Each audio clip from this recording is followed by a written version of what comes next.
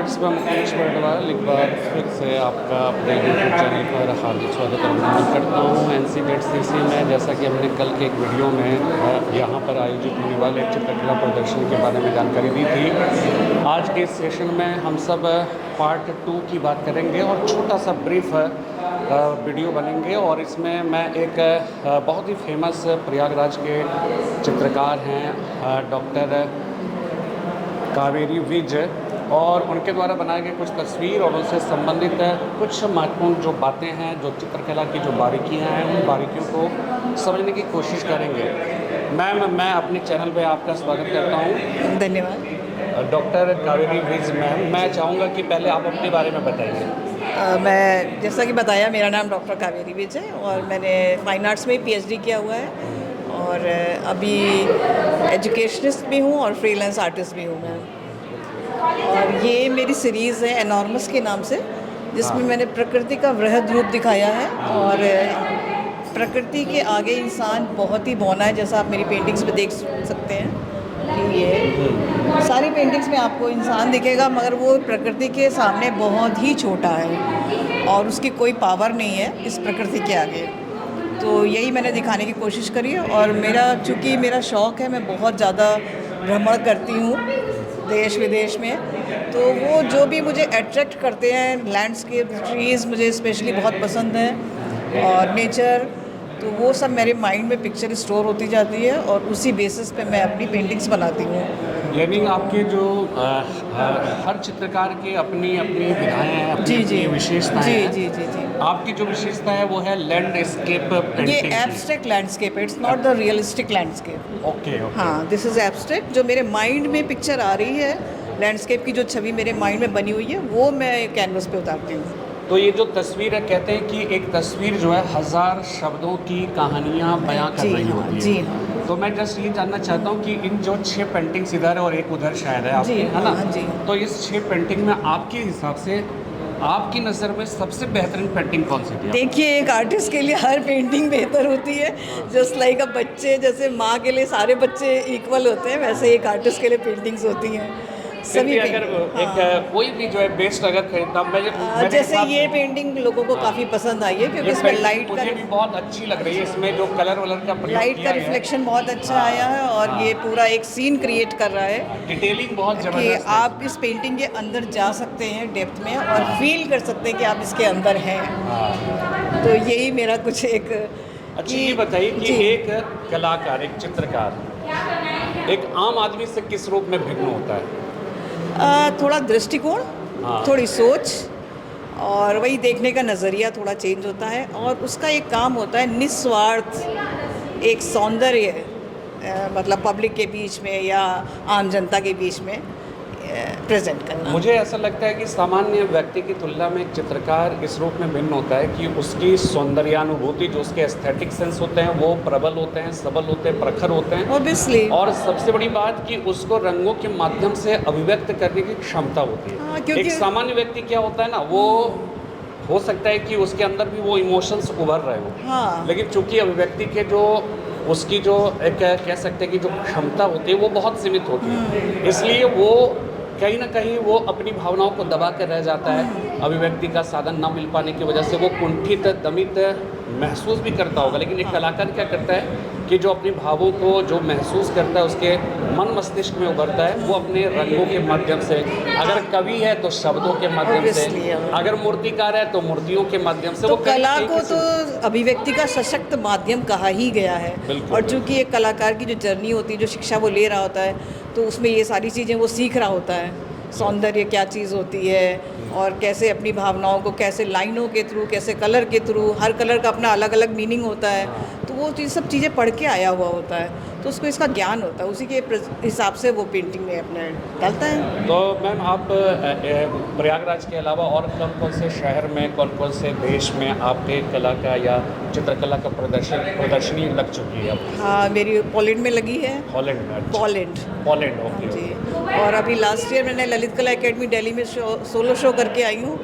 उसके बाद ललित कला एकेडमी आईफेक्स जो है वो क्या? नहीं, आईफेक्स दूसरा है। अच्छा। ललित कला एकेडमी जो है गवर्नमेंट का है। हाँ। वहाँ पे मेरा सोलो शो हुआ था लास्ट जनवरी में और काफ़ी अच्छा शो गया था वो। इसके अलावा भी मेरे कम से कम नहीं तो 100-200 शो तो हो ही चुके होंगे। अच्छा। सोलो शो मेरे 10-12 हुए हैं अभी, वो ज़्यादा नहीं हुए, मगर काम मेरा निरंतर चल रहा है। इसके अलावा जैसे कला या चित्रकारी आपकी है, और जैसा कि हम सामान्य तौर पे महसूस करते हैं कि इस चित्रकला के माध्यम से जीवन यापन या जीविका का संचालन नहीं किया जा सकता है, तो मेरे हिसाब से मैं ये जानना चाहता हूँ कि यही आपका मुख्य प्रोफेशन है? जी हाँ। या फिर ये आपका जस्ट लाइक पैशन है? पैशन, और प्रोफेशन कुछ और है? Passion and profession both is same. अच्छा। And I am very much lucky. ये बहुत कम ऐसे लोग होते हैं जिनका पैशन और प्रोफेशन एक हो।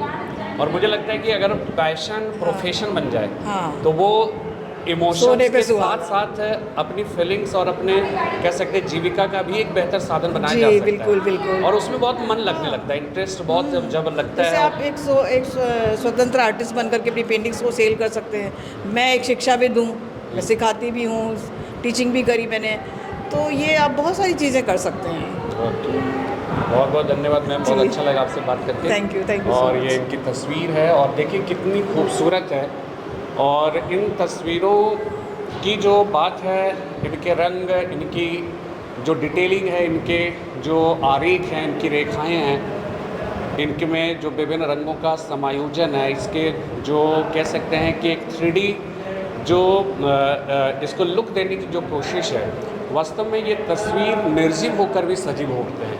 अपने आप में एक बहुत ही बेहतरीन कह सकते हैं कि कह सकते हैं कि अभिव्यक्ति का एक बेहतर साधन है, एक बेहतरीन साधन है। और ये निश्चित रूप से डॉक्टर कावेरी विज इस कला की धनी है, और मैं इनकी शुभ भविष्य की, शुभ फ्यूचर की जो है कामना करता हूँ। Thank you so much. बहुत बहुत धन्यवाद मैम। जी, धन्यवाद। बहुत अच्छा लगा आपसे मिलकर। जी, नमस्कार। और आप सबसे मिलकर ही हम सब कहीं ना कहीं अपने एक नीरस सी ज़िंदगी में जी। एक ताजगी, एक आशा की जो है कह सकते हैं उम्मीद करते हैं हम सब, जी। उसकी जो है संभावनाओं को तलाशने की हमारी जो कोशिशें होती हैं वो पूरी होती नज़र जी, आती है यहाँ पर। इस कार्यक्रम का आज समापन हो गया है, और सारे पेंटिंग्स अब उतारे जा रहे हैं, और इस 4 दिन के प्रदर्शनी के जो मुख्य ऑर्गेनाइज़र थे वो सुमित ठाकुर थे, जो कानपुर के बहुत ही फेमस चित्रकार हैं।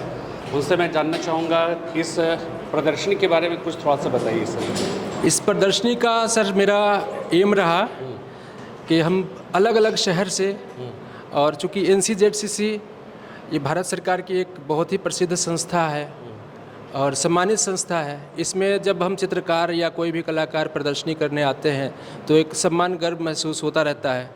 इसलिए जो है हमने इस प्रदर्शनी का आयोजन, मेरा पहले से एम था कि भारत फाइन आर्ट एकेडमी की ओर से हम एक ऐसा शो करें जहां पर हम देश भर के कम से कम 10-12 शहर से लोगों को बुलाएं और चित्रकार को बुलाएं, कलाकार को बुलाएं, और इस प्रदर्शनी का हम आयोजन करें। और रिनाउंड आर्टिस्ट देश के लगभग आए हैं इसमें, जिसमें मोहम्मद सुलेमान है, सचिकांत झा हैं दिल्ली से, सुनील सक्सेना जी लखनऊ से, अनिल सोनी जी मथुरा से, खुशबू सोनी उपाध्याय ये मिर्ज़ापुर से हैं, मोहम्मद सुलेमान जो है बिहार से आए हुए हैं। मुस्लिम होते हुए भी इन्होंने पूरा सब्जेक्ट जो चुना है वो देवी देवताओं के चित्र बनाते हैं। और साथ में RS पांडे सर कानपुर से हैं।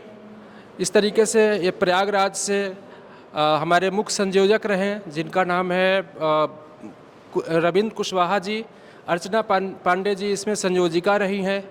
और साथ साथ जो है जितने भी मुंबई के भी एक कलाकार इसमें कमलेश वर्मा जी है। मेरी स्वयं की प्रदर्शनी इलाहाबाद यूनिवर्सिटी से सचिन सैनी जी हैं, वो प्रोफेसर है वहाँ पे। सौमिक नंदी जी, उनकी एक मिसेज आर्टिस्ट है, वो भी यहाँ पर चित्र प्रदर्शनी लगवाई हैं। तो इस टाइप से हमने जो है ढेर सारी आर्टिस्ट को, लगभग टोटल 18 आर्टिस्ट की 72 कलाकृति यहाँ पर प्रदर्शित हुई थी। और आज हमारा समापन है, और आपने जो ये हमें मौका दिया कवर करने का, और आपने जो कवर कर रहे हैं ये हमारा प्रदर्शनी को, आपके चैनल को बहुत बहुत धन्यवाद, आपका आभार। इसी के साथ भारत फाइन आर्ट एकेडमी के मैं निदेशक भी हूँ, और और भी प्रदर्शनी हमारी अग्रिम प्रदर्शनी जो है कानपुर में होगी। कोशिश करूंगा कि मैं आपको भी इनवाइट करूं, वहां पर आपको बुलाऊं।